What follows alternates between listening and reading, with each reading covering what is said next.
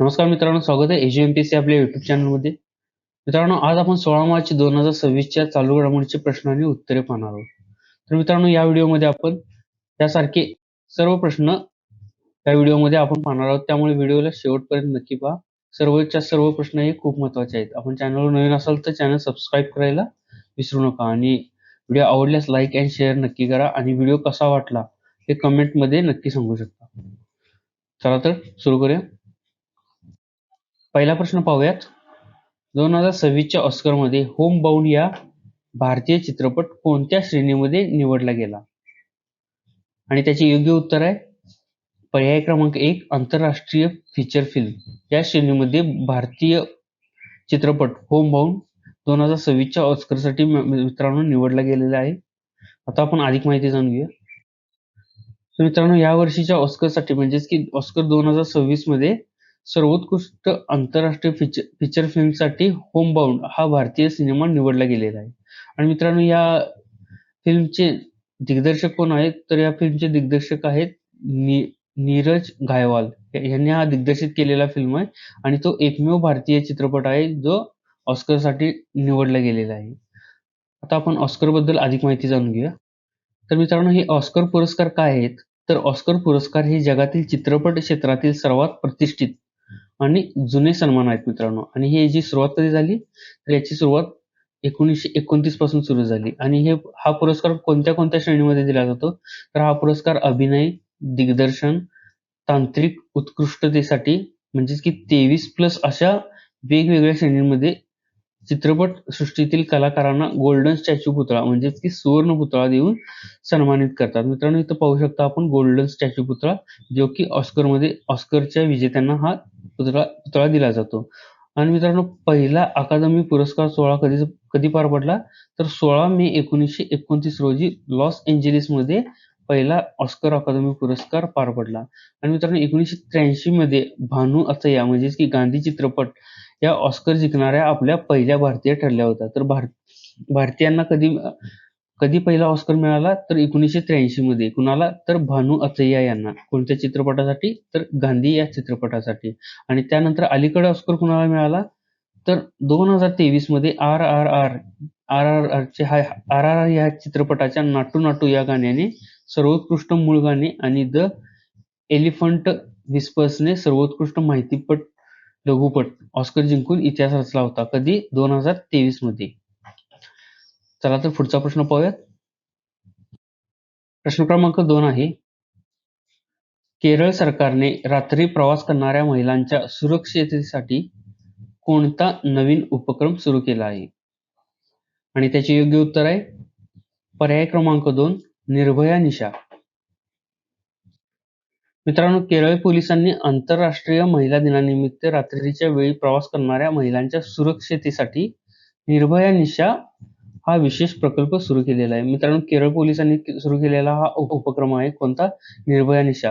आणि त्याचा उद्देश काय आहे? तर रात्री प्रवास करणाऱ्या महिलांच्या सुरक्षेसाठी हा निर्भया निशा उपक्रम सुरू केलेला आहे. आणि या उपक्रमाबद्दल अधिक माहिती जाणून घ्या. हा प्रकल्प रात्री 9 ते पहाटे 5 वाजेपर्यंत महिलांना सुरक्षित व स्वतंत्र प्रवास निश्चित करण्यासाठी 112 हेल्पलाईन, पोल ॲप आणि गस्ती दलाद्वारे जलद पोलीस मदत पुरवतो. मित्रांनो, ह्याच्यासाठी हेल्पलाईन काय आहे? तर त्याच्यासाठी हेल्पलाईन आहे 112 आणि ह्याचबरोबर पोल ॲप आणि गस्ती दलाद्वारे जलद पोलीस मदत या निर्भया निशा प्रकल्पाद्वारे पुरवली जाईल. आणि कोणत्या राज्यांनी सुरू केलेला आहे? हा केरळ सरकारने सुरू केलेला उपक्रम आहे. चला तर पुढचा प्रश्न पाहूयात. प्रश्न क्रमांक 3 आहे. ॲक्वा एअरएक्स ऑटोनॉमस सिस्टम्स कंपनीने विकसित केलेल्या भारतातील पहिल्या उभयचर ड्रोनचे नाव काय आहे?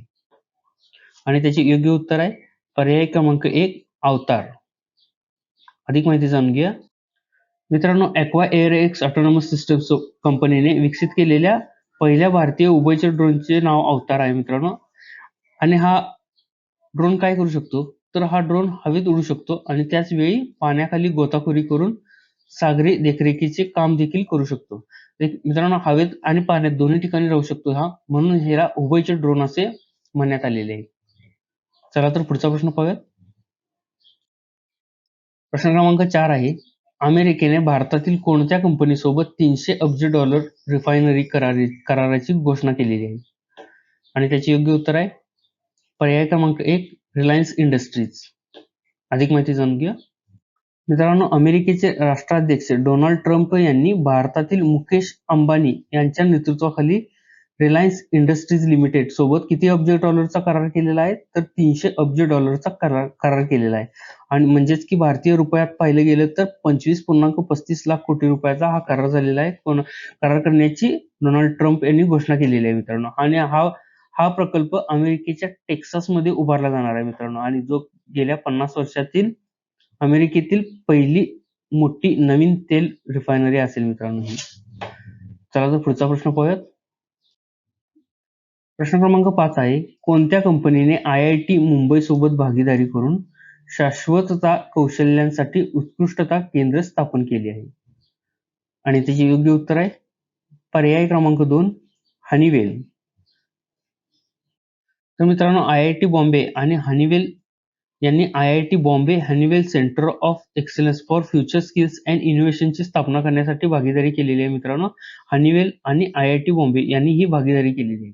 आणि हे सेंटर 2030 पर्यंत प्रमाणपत्र कार्यक्रम, संशोधन आणि उद्योग शैक्षणिक सहकार्याद्वारे 1 लाखाहून अधिक विद्यार्थ्यांना शाश्वतता कौशल्यांमध्ये प्रशिक्षित करेल मित्रांनो.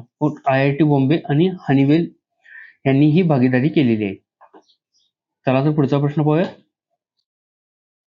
प्रश्न क्रमांक 6 आहे, आंतरराष्ट्रीय मलेरिया परिषद 2026 मध्ये कोणत्या संस्थेने आयोजित केली होती? आणि त्याचे योग्य उत्तर आहे पर्याय क्रमांक 2 ICMR. ICMR म्हणजेच की राष्ट्रीय मलेरिया संशोधन संस्था. अधिक माहिती जाणून घेऊया. तर मित्रांनो, आंतरराष्ट्रीय मलेरिया परिषद 2026 नवी दिल्ली येथे संपन्न झाली. कुठे संपन्न झाली? तर नवी दिल्ली येथे. आणि शोध, विकास आणि वितरण, मलेरिया निर्मूलन आणि त्या पलीकडील चालना या थीमसह हे आंतरराष्ट्रीय मलेरिया परिषद 2026 मध्ये आयोजित करण्यात आली होती. याची थीम काय होती? तर शोध, विकास, वितरण, मलेरिया निर्मूलन आणि त्या पलीकडे चालना अशी या आंतरराष्ट्रीय मलेरिया परिषदेची थीम होती. चला तर पुढचा प्रश्न पाहूयात. प्रश्न क्रमांक 7 आहे, योग महोत्सव 2026 कुठे आयोजित करण्यात आला? योग्य उत्तर आहे पर्याय क्रमांक 4 नवी दिल्ली. तर मित्रांनो, 12व्या आंतरराष्ट्रीय योग दिन 2026च्या 100 दिवसांच्या उलटी गणतीचे औचित्य साधून नवी दिल्ली येथे प्रतापराव जाधव यांच्या हस्ते योग महोत्सव 2026 चे उद्घाटन करण्यात आले. तर मित्रांनो, 12वा योग दिन 2026 मध्ये साजरा केला जाणार आहे आणि त्याच्या 100 दिवसांचे उलटी गिनतीचे हा योग महोत्सव कार्यक्रम आयोजित केलेला होता. कुठे आयोजित केला होता? तर तो दिल्लीमध्ये आयोजित केला होता. आणि या कार्यक्रमात असंसर्गजन्य आजारासाठी 10 योग प्रोटोकॉल लॉन्च करण्यात आले होते. आता असंसर्गजन्य रोग म्हणजेच काय? मधुमेह, उच्च रक्तदाब आणि हृदयरोग यासारख्या जीवनशैलीत आजारांचा समावेश होतो या असंसर्गजन्य रोगांमध्ये. आणि हा कार्यक्रम कोणी आयोजित केला होता? तर हा कार्यक्रम आयुष मंत्रालयाने आयोजित केलेला आहे. चला तर पुढचा प्रश्न पाहूयात. प्रश्न क्रमांक 8 आहे, 2027 पर्यंत भारताची आंतरप्रादेशिक प्रसारण क्षमता किती पर्यंत पोहोचवण्याची योजना आहे? आणि त्याचे योग्य उत्तर आहे पर्याय क्रमांक 3 168 गिगावॅट. मित्रांनो, भारताची आंतरप्रादेशिक वीज पारेषण क्षमता 2027 पर्यंत किती? तर 143 गिगावॅट आणि 2032 पर्यंत 168 गिगावॅट पर्यंत वाढवण्याची योजना आहे मित्रांनो. हीच माहिती अलीकडे संसदेमध्ये देण्यात आलेली आहे. आणि 2032 पर्यंत विजेची मागणी 388 गिगावॅट पर्यंत पोहोचण्याची क्षमता असल्याने या विस्ताराचे उद्दिष्ट काय आहे? तर संपूर्ण प्रदेशात विश्वसनीय वीज प्रवाह सुनिश्चित करणे असे या विस्ताराचे उद्दिष्ट आहे. आणि 2032 पर्यंत काय उद्दिष्ट ठेवले सरकारने? तर 168 गिगावॅट पर्यंत पोहोचवण्याचे उद्दिष्ट ठेवलेले आहे. चला तर पुढचा प्रश्न पाहूयात. प्रश्न क्रमांक 9 आहे, ज्वाला चित्त्याचे 5 पिल्लांच्या जन्मानंतर भारतात चित्त्यांची एकूण संख्या किती आहे आता? आणि त्याचे योग्य उत्तर आहे पर्याय क्रमांक 3 53. तर मित्रांनो, मध्य प्रदेशमधील कुनो राष्ट्रीय उद्यानात नामिबियातील आणलेल्या चित्त्याने म्हणजे ज्वाला चित्त्याने 5 बछड्यांना जन्म दिलेला आहे. त्यानंतर आता भारतात चित्त्यांची एकूण संख्या कितीवर पोहोचलेली आहे? तर 53 वर पोहोचलेली आहे. आणि मित्रांनो, हे चित्ता उपक्रम आपल्याला माहितीच असेल की सप्टेंबर 2022 मध्ये नामिबियातून भारत सरकारने 8 आणि फेब्रुवारी 2023 मध्ये 12 अशा टप्प्याटप्प्यामध्ये भारत सरकारने मध्य प्रदेशातील कुनो नॅशनल पार्कमध्ये चित्ते आणलेले होते आणि आता या चित्त्यांची एकूण संख्या कुठपर्यंत पोहोचलेली आहे, तर आता या चित्त्यांची एकूण संख्या 53 झालेली आहे मित्रांनो. चला तर पुढचा प्रश्न पाहूया. आजचा आपला शेवटचा आणि प्रश्न क्रमांक 10 आहे. शेतकऱ्यांना रिअल टाइम कृषी सल्ला देण्यासाठी सरकारने सुरू केलेल्या AI संचलित बहुभाषिक डिजिटल प्लॅटफॉर्मचे नाव काय आहे? आणि त्याचे योग्य उत्तर आहे पर्याय क्रमांक 2 भारत विस्तार. तर मित्रांनो, हे भारत विस्तार काय आहे? तर भारत विस्तार हे कृषी संसाधने मिळवण्यासाठी व्हर्च्युअल इंटिग्रेटेड सिस्टीम आहे मित्रांनो, आणि हा एक बहुभाषिक कृत्रिम बुद्धिमत्ता AI समर्थित डिजिटल सार्वजनिक पायाभूत सुविधा असलेला हा प्लॅटफॉर्म आहे मित्रांनो. मित्रांनो, हे भारत विस्ताराचं मुख्य उद्दिष्ट काय आहे, तर शेतकऱ्यांना रिअल टाइम कृषी सल्ला देण्यासाठी हे डिजिटल प्लॅटफॉर्म आहे. आणि याची घोषणा कधी करण्यात आली, तर याची घोषणा 2026-27च्या केंद्रीय अर्थसंकल्पात 150 कोटी रुपयांच्या तरतुदीसह संसदेमध्ये याची घोषणा करण्यात आलेली आहे. तर मित्रांनो, हे होते आजचे आपले 16 मार्च 2026 चे चालू घडामोडीचे प्रश्न आणि उत्तर. मित्रांनो, 10 प्रश्न होते, जे 10च्या 10 प्रश्न खूप महत्त्वाचे होते आपल्या येणाऱ्या सर्व एक्झामसाठी. तर मित्रांनो, व्हिडिओ आवडल्यास लाईक आणि शेअर नक्की करा आणि व्हिडिओ कसा वाटला हे आपण कमेंटमध्ये सांगू शकता.